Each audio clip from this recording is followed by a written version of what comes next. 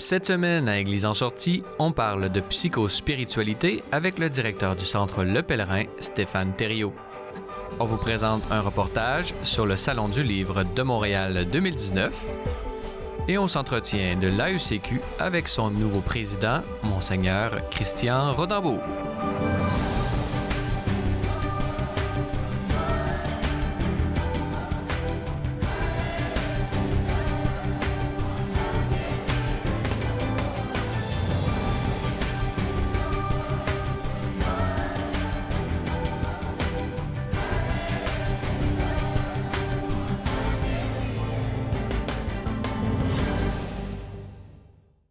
Bonjour mesdames et messieurs et bienvenue à Église en sortie. Aujourd'hui à l'émission, nous allons d'abord traiter de psychospiritualité. Pour nous en parler, nous avons avec nous en studio M. Stéphane Thériault. Bonjour. Bonjour. Stéphane Thériault, vous êtes psychologue, théologien. Vous êtes actuellement le directeur général du Centre d'accompagnement Le Pèlerin qui se trouve ici même à Montréal. Alors, c'est vraiment une joie de vous avoir avec nous aujourd'hui pour parler de psychospiritualité. Mais d'abord, j'aimerais que vous nous présentiez là, un peu le Centre Le Pèlerin, son origine, sa mission. Là. Qu'est-ce que c'est que le Centre Le Pèlerin? Alors, le Centre Le Pèlerin, en fait, c'est un centre d'accompagnement spirituel dont la mission a été, dans le fond, de former du monde, d'avoir vraiment un programme de formation en accompagnement. Donc, on a un programme universitaire pour former des gens. Et c'était fondé, en fait, à l'initiative, en fait, du diocèse de Montréal et des Saintes-Croix. À l'époque, le cardinal Turcotte, suite au synode diocésain, suite aussi à des situations dans le diocèse de Montréal, avait invité en fait les communautés religieuses en disant faites quelque chose parce que c'est vous qui avez porté ça dans l'histoire. Alors les pères de Sainte-Croix à l'époque avaient décidé de prendre le leadership du projet. Et le vicaire général de l'époque nous avait demandé de ne pas être le centre d'une spiritualité, donc de ne pas être un centre ignatien ou carmélitain, et aussi d'intégrer les sciences humaines, particulièrement la psychologie. Ce qui nous a amené justement à travailler sur cette dimension psychospirituelle. Parlez-nous un peu de la psychospiritualité, peut-être nous de la décortiquer, ce mélange de spirituel et de psychologie là, dans un environnement, j'imagine, un peu chrétien. Là. Qu'est-ce que c'est que la psychospiritualité? Dans le fond, la psychospiritualité, c'est un terme qui est moderne, c'est pas un terme qui traverse la tradition dans cette expression-là, mais ça vient en fait de tout un mouvement de la modernité avec toute la raison qui a mis qui s'est posé la raison comme contre la foi, contre le religieux. Et ça a amené évidemment la psychologie à se développer un peu souvent en opposition avec la foi. Puis je dirais du côté religieux, bon, évidemment, des églises, on s'est senti des fois menacés. Fait que là, on a voulu se protéger aussi du psychologique. Mais en même temps, c'est qu'historiquement, au niveau de la réflexion théologique, à cause de ce mouvement de la modernité, puis dans le fond, qui était marqué par la science. La théologie a voulu devenir une science aussi. Et dans le fond, elle s'est séparée de la spiritualité.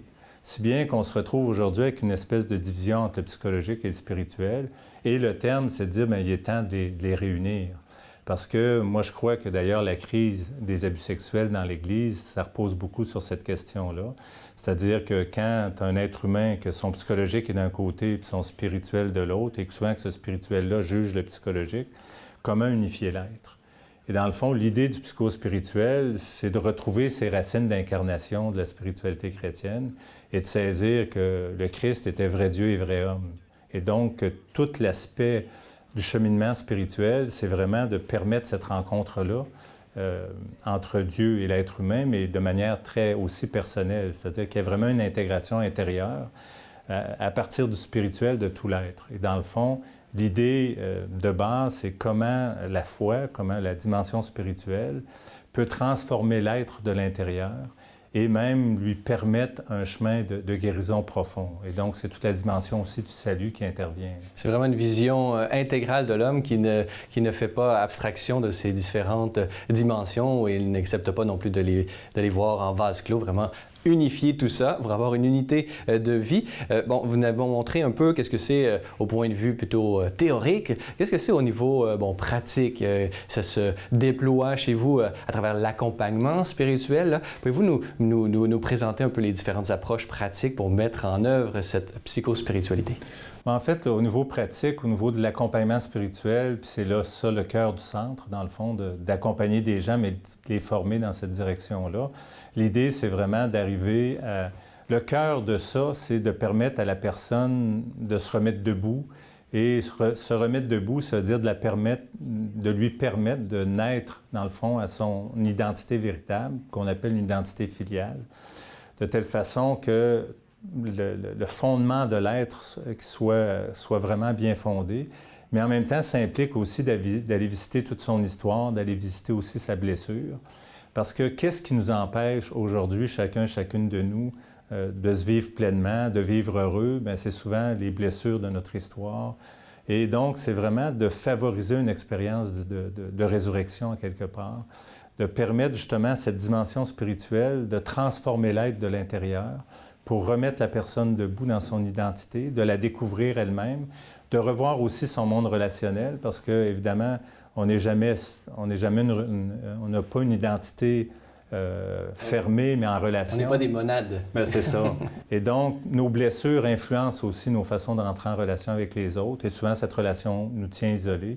Donc, de revoir l'ensemble de la vie de la personne et de lui permettre de faire des choix de vie, mais fondés sur ce qu'elle est, puis fondés aussi, évidemment, sur une relation en Dieu qui devient fondatrice, mais qui peut aussi s'étendre à toutes ses relations. Par rapport à la vérité sur soi. C'est ça. Puis un amour de soi. Dans le fond, c'est toujours de faire la lumière sur ce qu'on est, dans ce qu'il y a de positif, mais aussi dans ce qu'il y a de négatif. Parce qu'effectivement, on est des êtres blessés. Puis souvent, on vit en croyant quelque chose sur soi qui est faux.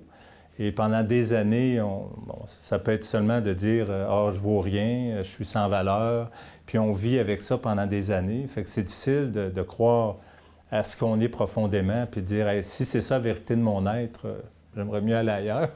Puis d'apprendre à s'aimer, d'apprendre à se voir en vérité, mais vraiment dans un regard qui est ajusté par rapport à ce qu'on est. Puis en même temps, de vivre cette expérience de salut-là. Parce que pendant longtemps, on a parlé du salut à la fin de nos jours. Mais en fait, il faut vivre comme chrétien dans sa chair cette expérience de rencontre avec le Christ qui transforme la vie, qui remet debout, puis qui fait vraiment entrer dans une expérience de résurrection réelle. Et on le voit quotidiennement, j'oserais presque dire, en tout cas chaque semaine, des gens qui nous font des témoignages que ça les a remis debout, que ça les a transformés intérieurement, qui ont vécu une conversion profonde, qui avant ils survivaient, maintenant ils vivent. C'est assez fascinant et étonnant là, de voir la transformation des gens. Justement, sur la question à savoir à qui ça s'adresse, l'accompagnement spirituel, la psychospiritualité, souvent on a justement comme peut-être un préjugé, c'est-à-dire c'est toujours des gens qui sont vraiment mal avec eux-mêmes, qui vont voir, qui vont chercher de l'aide. J'imagine que ça ne s'adresse pas simplement ou seulement à ceux qui ont des problèmes personnels, ça s'adresse à tout le monde, la psychospiritualité. Bien, tout à fait. Dans le fond, l'accompagnement qu'on offre, bien, il y a deux réponses à la question. C'est-à-dire pour les personnes qui viennent en accompagnement, c'est ouvert à n'importe qui, qu'il soit athée, chrétien, pas chrétien, d'une autre religion, d'une autre confession chrétienne. Dans le fond, l'idée profonde, c'est toujours la recherche spirituelle, c'est toujours la recherche aussi, comme j'expliquais, d'entrer vraiment dans un chemin de vie, de grandir dans sa propre vie.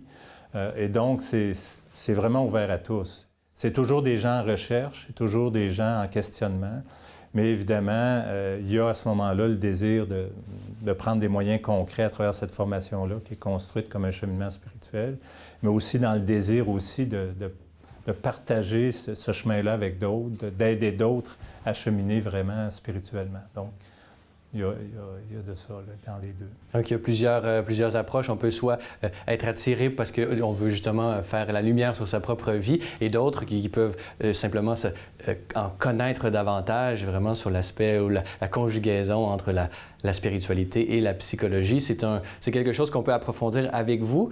Au Pèlerin, pouvez-vous nous dire un peu, là, quelqu'un que ça intéresse, la psychospiritualité, qui va vous retrouver, là, quels sont les différents services que vous offrez au Centre Le Pèlerin? Bien, là-dessus, évidemment, il y a l'accompagnement spirituel proprement dit. N'importe qui peut demander les services du centre à ce niveau-là. On a ce qu'on appelle l'évangélisation des profondeurs. En fait, c'est une démarche qui permet aux gens de relire leur histoire, mais à partir de la parole de Dieu, et pour justement faire vérité sur leur histoire, puis vivre un processus on ne parle pas de guérison, mais d'évangélisation, c'est vraiment laisser la parole descendre en soi pour qu'elle nous transforme. Il y a évidemment le programme, on a un certificat universitaire en accompagnement spirituel, qui est construit aussi comme un cheminement spirituel, parce qu'on se dit toujours, le bon accompagnateur, la bonne accompagnatrice, c'est la personne qui a vraiment vécu cette transformation puis qui est elle-même en cheminement. Donc, ce programme-là permet le cheminement, mais donne des outils aussi, je dirais, pour faire de l'accompagnement, mais aussi pour une pastorale de l'accompagnement, ou encore on a des gens du milieu hospitalier, des médecins, des infirmiers, infirmières, des gens d'éducation, des gens de différents milieux qui, dans le fond, touchent souvent à cette dimension spirituelle-là, mais qui ne sont pas outillés, et donc qui viennent chez nous pour se donner justement des bases pour travailler sur cette question-là. Parce que la question de sens, la question spirituelle, si elle est inhérente à l'être humain, bien, c'est sûr que, je dirais, dans n'importe quel métier, à quelque part, on y touche, puis certains plus que d'autres. Et donc, c'est important de donner la formation nécessaire. Et si on veut en apprendre davantage ou entrer en contact avec vous, comment on s'y prend? Bien, c'est assez simple. Le mieux, c'est d'aller sur notre site Internet à lepèlerin.org. Vous allez trouver toutes les informations, beaucoup de vidéos explicatives, des textes, etc. là. Très bien. Alors, Stéphane Thériault, je rappelle que vous êtes théologien, psychologue, directeur général du Centre Le Pèlerin et même auteur, puisque vous avez écrit ce livre là, que je mentionne en passant, Revivre comme Lazare, publié aux éditions Salvator. Alors, Stéphane Thériault, merci beaucoup d'avoir été avec nous aujourd'hui. Ça fait grand plaisir. Merci.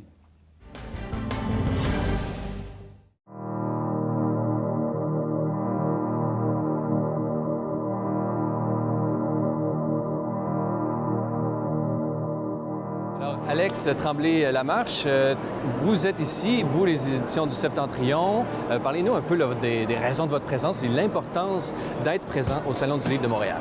Bien, les éditions du Septentrion, c'est une maison d'édition spécialisée en histoire. Nous, notre but, c'est de vulgariser l'histoire, de rendre l'histoire intéressante, accessible aux gens. Et bien, pour nous, c'était fondamental d'être au Salon du Livre de Montréal pour permettre aux gens de venir vers nous et de découvrir nos ouvrages, de les feuilleter. Parce que bien, on accorde beaucoup d'importance à mettre beaucoup d'iconographie dans nos livres, beaucoup de photos. Et bon, c'est une chose d'être sur Facebook, de voir les livres, mais c'en est une autre de pouvoir les feuilleter. Et donc, le Salon du Livre, pour nous, c'était essentiel pour cette raison-là. Parle-nous un peu là, des éditions du Septentrion, votre spécialité, l'histoire. Comment est-ce que l'histoire du Québec en particulier, oui. Parlez-nous un peu là, des différentes publications que vous faites et peut-être l'histoire des éditions du Septentrion. Bien, les éditions du Septentrion, c'est une maison d'édition née à la fin des années 1980. C'est Denis Bourgeois, l'historien bien connu, qui a voulu être capable de vulgariser l'histoire, de rendre l'histoire un peu plus accessible. Et il a toujours eu le souci de diffuser l'histoire de l'Amérique française. Et c'est des titres qui sont assez variés. On est autant en histoire urbaine sur certains quartiers populaires que, bon, en histoire de l'Amérique française, les explorations, qu'en histoire des femmes, en généalogie sur certains ancêtres, en histoire de l'Église, en histoire politique, des mémoires d'hommes politiques. Et donc, c'est assez varié. Et depuis, en fait, une trentaine d'années, ben, c'est ça, on s'est aussi tranquillement spécialisé dans le beau livre en histoire avec beaucoup d'iconographie, beaucoup de photos. Et c'est vraiment, en fait, ce qui distingue Septentrion des autres maisons d'édition. Parlez-nous un peu du traitement de l'Église. L'histoire du Québec, l'Église, elle est forcément sur votre chemin, d'une certaine façon, d'études. Parlez-nous un peu là, quelles sont les différentes approches historiques qu'on peut avoir sur l'Église catholique. Oui, bien, l'histoire de l'Église, c'est fondamental. Quand on fait de l'histoire du Québec, on ne peut pas passer à côté de l'histoire de l'Église parce que l'Église a été un des acteurs majeurs de la société québécoise. Ce qui est assez intéressant, c'est qu'il y a eu une belle évolution de la façon dont on a traité l'Église. Dans un premier temps, dans les années peut-être 30, 40, 50, on avait des historiens prêtres, des Lionel Groux, bon, aussi des Monseigneur Tessier, qui faisaient une histoire de l'Église qui était quand même assez édifiante. La Sainte Église, la Grande Église. La géographie. Oui, très hagiographique et ça manquait un peu d'esprit critique. Et dans un deuxième temps, peut-être dans les années 60, 70, 80, bien là, on a des historiens formés dans les universités laïques qui sont arrivés, en fait, dans l'Église à grand coup de hache, si on peut s'exprimer ici, qui ont été très, très critiques, qui ont un discours, c'est ça, très, très anti-Église. On est à l'époque aussi où, tranquillement, bon, la société québécoise se transforme avec les lendemains de la Révolution tranquille. Le balancier était d'un côté et il est allé de l'autre bord. Exact. Et aujourd'hui, ce qui est intéressant, c'est que, bon, ça se ressente un peu au centre et on a quelque chose de beaucoup plus équilibré. La plupart des historiens sont capables de montrer que, bon, l'Église a eu des apports considérables tout en ayant, en fait, certains torts et être capable de mettre en lumière, bon, autant, bon, ce qu'elle a fait d'intéressant que ce qu'elle a fait de moins intéressant. Et, bon, bien, je pense que c'est l'intérêt de l'histoire aujourd'hui, d'être plus nuancé et d'être capable de voir, bon, les apports des différentes institutions, des différents acteurs de la société québécoise, tout en les remettant dans leur contexte.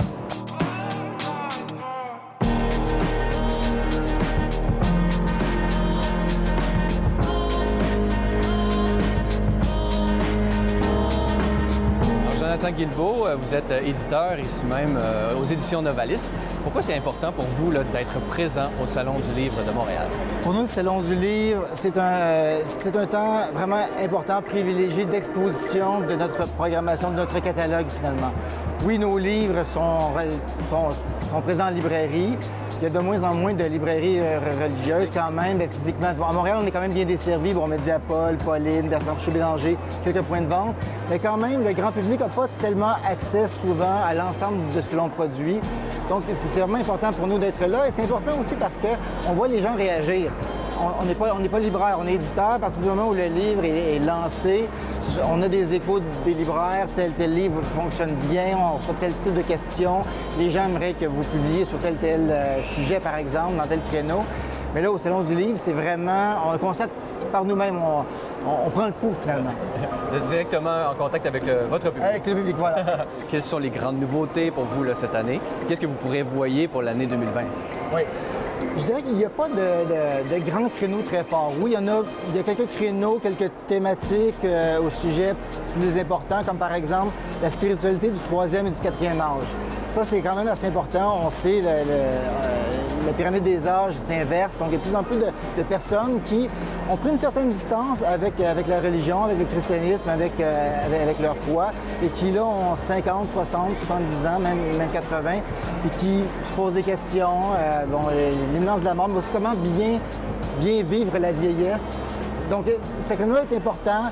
Tout ce qui entoure le pape est quand même une figure extrêmement appréciée.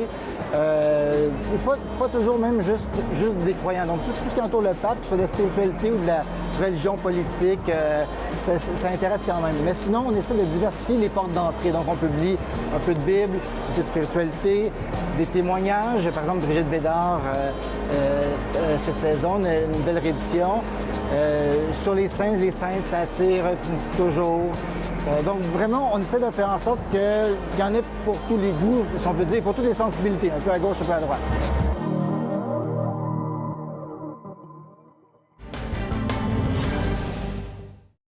Dans cette troisième partie d'émission, nous allons parler de l'Assemblée des évêques catholiques du Québec. Et pour en discuter, nous avons avec nous en studio Monseigneur Christian Rodambourg. Bonjour. Bonjour. Monseigneur Rodambourg, vous êtes le nouveau président de l'AECQ, l'Assemblée des évêques catholiques du Québec, à peine élu. Alors, félicitations. Merci beaucoup. Merci beaucoup. J'aimerais justement parler de cette Assemblée des évêques catholiques du Québec avec vous. Pouvez-vous nous le présenter, cet organisme, sa mission et peut-être le rôle, votre rôle de président? Bien, je dirais d'abord, comme vous le dites, c'est une assemblée, ce qui veut dire que ça regroupe un ensemble des évêques de la province du Québec, évidemment, comme il y a 19 diocèses. Et la première mission, je dirais, c'est d'abord une mission de fraternité, d'entraide, de collaboration aussi, de soutien mutuel, de concertation, d'échange.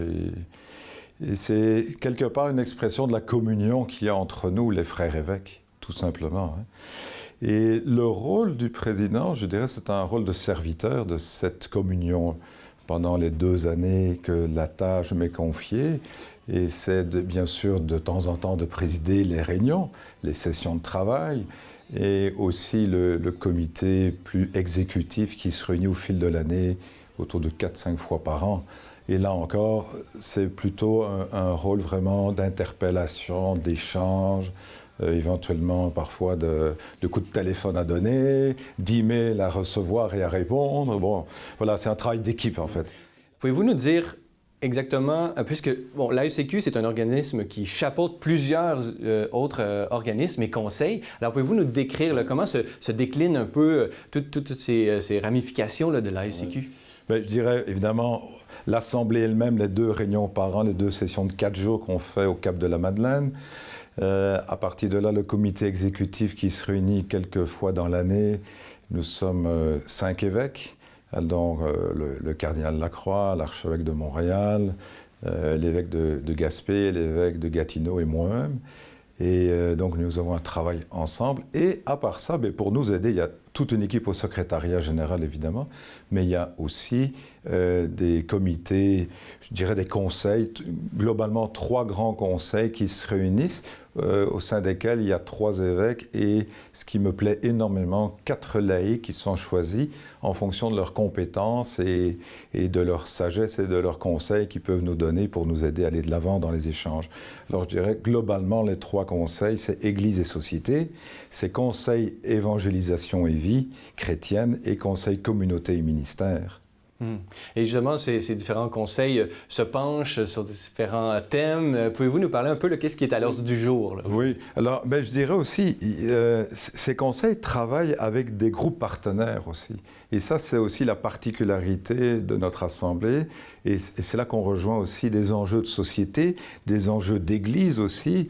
Je regarde ces derniers mois, j'ai participé à quelques rencontres de certains de ces comités-là, en pastoral social ou en pastoral des vocations, qui se réunissent à Granby, chez les Pères Trinitaires. Mais il y a d'autres secteurs aussi, jeunesse, famille, etc. Alors, on a vraiment un travail enraciné dans la réalité des expériences pastorales. Je pense au comité des chanceliers, au comité des procureurs. Donc, vous voyez toute l'étendue du service. Et on travaille tous ensemble. Alors, bien sûr, il y a des dossiers plus à l'ordre du jour, plus les uns que les autres. Je dirais, par exemple, ces années-ci, on travaille beaucoup avec les prêtres dans nos diocèses et les conseils presbytéraux. On regarde toute l'organisation de la vie, le ministère des prêtres.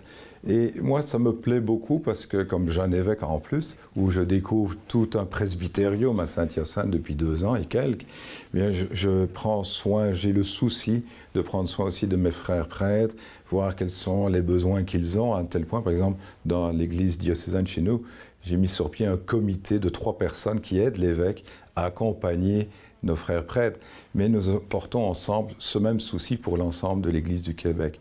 Voilà quelque chose qui nous tient beaucoup à cœur. Il y a des prêtres venus d'ailleurs, vous vous êtes penché sur la question? Absolument, il y a toute la question des fidei donum. On a eu effectivement, vous êtes venus aussi, c'est les Lumières, pour justement accompagner, écouter les prêtres fidei donum, quelle est leur expérience, comment ils vivent leur accueil, leur insertion. Et là encore, on voit l'importance d'être ensemble, d'être à l'écoute et de se soutenir les uns les autres. Et je me réjouis aussi de voir que plusieurs des frères évêques sont très attentifs à cette dimension des fidei donum, puisque plusieurs de nos diocèses sont aujourd'hui heureusement enrichis de ces frères prêtres, dits aussi venus d'ailleurs, mais j'aime bien fidei donum, le don de la foi. Là, on sent tout le partenariat, j'allais dire, dans l'annonce de l'Évangile, la bonne nouvelle de Jésus, amour et tendresse. L'Assemblée des évêques catholiques du Québec, d'une certaine façon, aide à traduire peut-être les enseignements du pape François sur le tournant missionnaire. Comment est-ce que vous voyez ça? Là? Comment vous vous impliquez là, comme institution dans ce tournant missionnaire? Alors, c'est un défi quotidien et permanent. Je repense toujours à 2000 ans d'histoire d'Église. Moi, je me dis, quand on relit l'histoire, on voit qu'à chaque génération, il y a eu des enjeux. Et on dit souvent, le monde évolue, l'Église au Québec évolue, la province du Québec évolue, le Canada évolue, le monde évolue. Mais oui, mais ça de tout temps, il évolue. Ils évoluent, et c'est heureux. Nos familles évoluent, notre vie de prêtre évolue. Alors, je dirais qu'il faut voir notre service, notre ministère dans le cadre de cette évolution de la famille humaine, et donc de répondre aussi aux soucis, aux enjeux de société. Je regarde, nous portons tout un souci actuellement autour de la laïcité, autour de l'immigration, autour de l'avenir des sanctuaires du Québec, autour aussi du patrimoine religieux. Voilà quelques exemples encore de soucis qu'on porte ensemble. Et je dirais que notre mission, c'est un peu à l'image de cette page d'Évangile que j'aime beaucoup, Emmaüs. Nous sommes en chemin. Et je fais souvent le lien avec Jésus qui se joint aux 2 disciples qui rentraient tout penauds de Jérusalem, avec toute hâte de rentrer chez eux avant le coucher du soleil. Et je me dis, mais aujourd'hui encore, nous sommes sur ce même chemin et Jésus fait route avec nous. La pastorale d'accompagnement. C'est la pastorale d'accompagnement et je me dis, nous les frères évêques, nous sommes appelés à être dans cette dynamique-là de pastorale d'accompagnement, de faire route avec la société, de faire route avec les chrétiens, de faire route avec toute personne de bonne volonté, comme Jésus l'a fait lui-même sur le chemin d'Emmaüs. On le sait actuellement, il y a une tentation peut-être où la société essaie justement d'exclure peut-être le fait religieux de la sphère publique pour le cantonner à la sphère privée. Alors, comment est-ce qu'on s'y prend peut-être comme Assemblée des évêques catholiques du Québec pour accompagner une société qui souvent ne veut pas être accompagnée? Alors, comment vous voyez le rôle de l'Église, peut-être de l'épiscopat en particulier, dans un monde qui souvent essaie de rejeter la religion? Il faut, je pense, d'abord être très humble. Et je dirais, moi, le grand souci que j'ai personnellement, c'est d'abord ma propre rencontre personnelle avec le Christ. Et la vivre et oser en témoigner humblement. Et à partir de là, je me dis, on peut toucher bien des reins, bien des cœurs. Et je regarde, par exemple, l'appel du pape François à être proche des petits, des pauvres, des gens rejetés. C'est le chemin. C'est le chemin que Jésus évoquait déjà dans les Béatitudes, dans le chapitre 25 de Saint Matthieu. Et aussi, j'oublie jamais, Jésus nous dit d'être sel de la terre, lumière du monde. Mais je dirais, c'est ça ma première mission comme frère évêque. Et je suis certain que tous mes frères évêques, et en fait, tous les baptisés engagés, les baptisés envoyés, pour reprendre l'expression du mois d'octobre, du mois missionnaire. Baptisés et envoyés. Et voilà, on est tous concernés d'être sel et lumière du monde au cœur de nos réalités quotidiennes. Et je dirais, nous les frères évêques, nous cheminons avec le peuple de Dieu sur ce chemin-là. J'espère, à ma mesure, donner le meilleur de moi-même, être un peu de sel et un peu de lumière d'espérance, de compassion, d'amour, de tendresse de Dieu. Pour moi, c'est essentiel de m'enraciner personnellement dans le cœur de Dieu, de désirer le désir de Dieu dans mon propre service actuel qui m'est confié, et aussi d'oser humblement en témoigner quand l'opportunité se présente. Et vous savez, c'est tout simplement parfois donner un verre d'eau, prendre un café. Dans l'église diocésaine, nous avons la joie à Saint-Hyacinthe d'avoir les haltes Saint-Joseph. Régulièrement, quand je le peux, je vais passer 1 heure dans les haltes, à Granby, à Saint-Hyacinthe. Je vais prendre une tasse de café avec les gens qui sont là. Même, ça m'est arrivé de jouer aux cartes avec eux. Ils m'invitaient à jouer aux cartes. J'ai joué aux cartes. C'est être présent. Et je pense que c'est à partir de là, dans cette simplicité du contact humain, je pense qu'on peut rayonner la joie de l'amour de Dieu et de son immense tendresse, pour reprendre aussi ma devise épiscopale. Très bien. Alors, c'est ce qu'on vous souhaite pour votre présidence, vraiment à la tête de cette Assemblée des évêques catholiques du Québec, d'avoir vraiment une Église proche de l'ensemble de la population et plus spécifiquement des pauvres, cette option préférentielle. Alors, Monseigneur Christian Rodambourg, je rappelle que vous êtes l'évêque de Saint-Hyacinthe et président de cette AECQ. Alors, merci beaucoup d'avoir été avec nous. Merci Francis. Voilà, c'est tout pour aujourd'hui. N'hésitez pas, si vous avez des questions ou commentaires, vous pouvez m'écrire à l'adresse qui apparaît à l'écran. Revenez-nous la semaine prochaine pour un autre épisode d'Église en sortie.